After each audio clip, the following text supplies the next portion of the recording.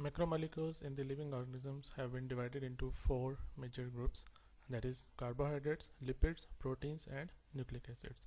So let's see what are the carbohydrates. Carbohydrates literally means the hydrates of carbon or hydrated carbons.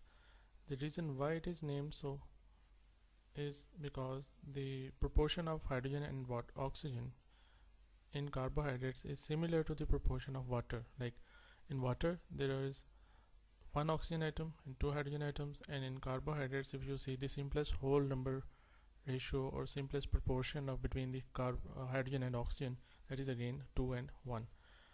Okay, then these are the compounds which are chemically composed of three elements, that is carbon, hydrogen and oxygen. Lipids are also having the similar elements. In case of proteins, there is an additional nitrogen, and in case of nucleic acids there is nitrogen and phosphorus as well.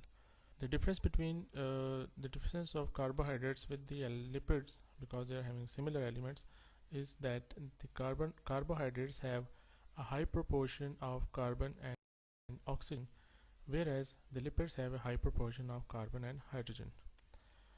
And the ratio of hydrogen and oxygen is same as water, as I have told it. Okay, let's see.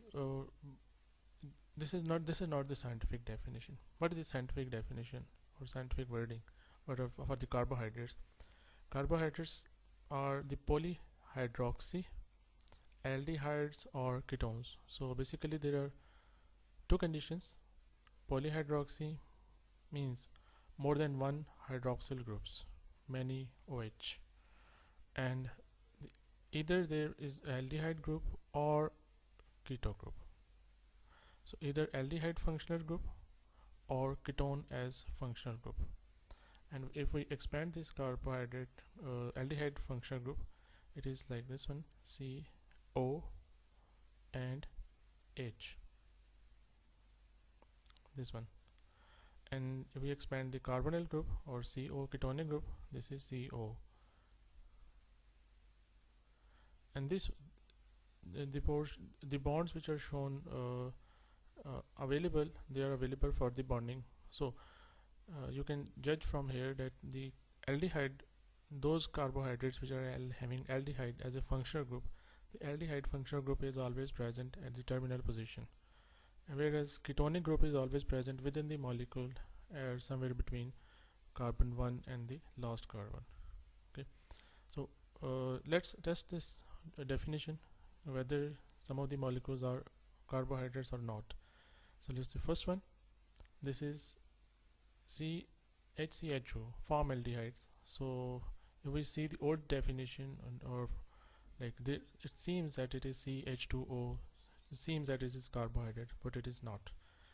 It is formaldehyde, so it's not carbohydrate, and moreover it's not satisfying the definition. So there is no OH group, so it's only CHO, no OH group, so it's not carbohydrates. And then there's another molecule, it's also having only one hydroxyl and one aldehyde.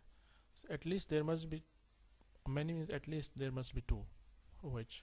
So if there is having one OH, so it's also not a carbohydrate.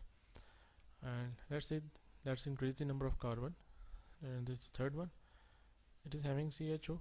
Okay, condition 1 is clear. The second, it is having hydroxyl groups, and the hydroxyl groups are more in number. So yes, it is carbohydrate. So it is having many hydroxyl groups, many OH, yes, and a aldehyde group. So, and moreover, if a carbohydrate is having aldehyde as a functional group, it is aldose sugar, and if it is having a ketonic group as a major functional group, it is ketose sugar. So let's see this last one. It is also carbohydrate because it's also having more than one OH, polyhydroxy, and a ketonic group. As I have mentioned that CHO is always at the terminal position, and ketonic group is always at the, it is somewhere between the carbon 1 and the last carbon. Okay, now let's generalize what is the general formula of the carbohydrates? Earlier it was said, or CnH2ON, H2NON. So it's fine with monosaccharide, but in case of oligosaccharide and polysaccharides, there is deviation. Let's see. There is a formula C12H22O11. This is the formula of sucrose. It's not okay. It is CH, like H or O. It is like water. The simplest proportion is like water. But according to the formula CH2ON, there must be same number for the carbon and oxygen, which is not in this case. So this formula is going against the facts. So this is not for all the carbohydrates. It is valid for the monosaccharides. Okay, so this is the general formula of carbohydrates. Where carbohydrates, when hydrolyzed, obviously if they are made up of they are made up of aldehydes and the ketone, when they are hydrolyzed, they will release aldehyde and ketone. So by definition, carbohydrates are polyhydroxy aldehydes or ketones with a general formula CxH2OY, where X is having a minimum value, that is X is equal to 3.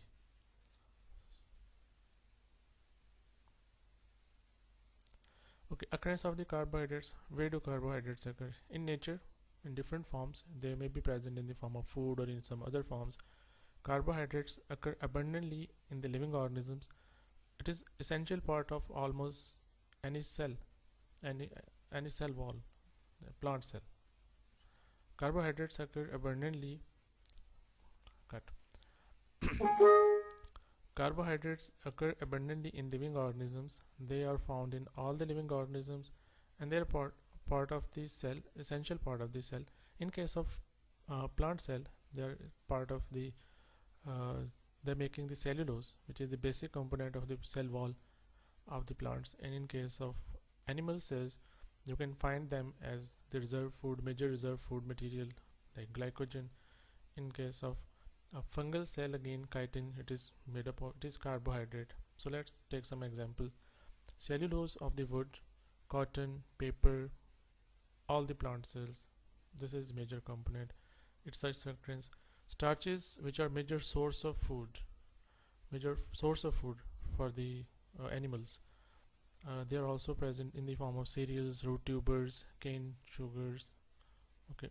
Then lactose, it's a carbohydrate, so simpler carbohydrates, relatively simple. The cellulose and the starch, they are the polysaccharides, the complex category. And the lactose is the milk sugar, a disaccharide. It is present in the milk. Milk is sweet because of the lactose. Some carbohydrates are also constituents of cell wall. Okay, I have mentioned this one. In the microorganisms, yes. In case of microorganisms, bacteria are also having the glycogen as a reserve food material. How the carbohydrates are formed by the in nature. The major formation is by the plants. That is by photosynthesis. They make carbohydrates as a major. They are the source of carbohydrates. Then there is interconversion in the food chain. Okay, the role of carbohydrates. Carbohydrates play a structural role, and if mentioned in structure, they're making the cell wall. They're making the cell wall of the bacteria, cell wall of the fungi. They're making the wood. Okay, and in case of functional role, the carbohydrates are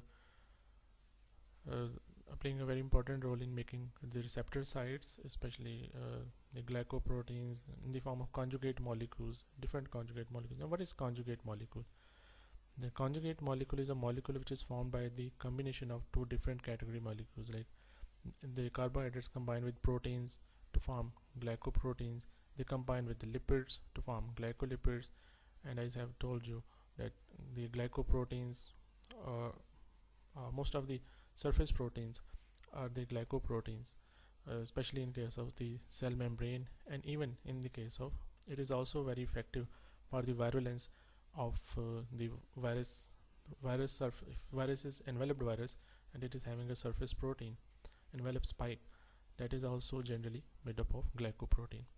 Okay, so they are very important. They are having very effective functional and structural role both. So they are also reserve food material.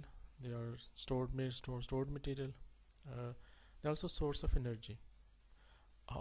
Like the simplest forms are mainly the source of energy, like glucose, which can directly be utilized, immediately be utilized by the cells. They make it a useful source of energy.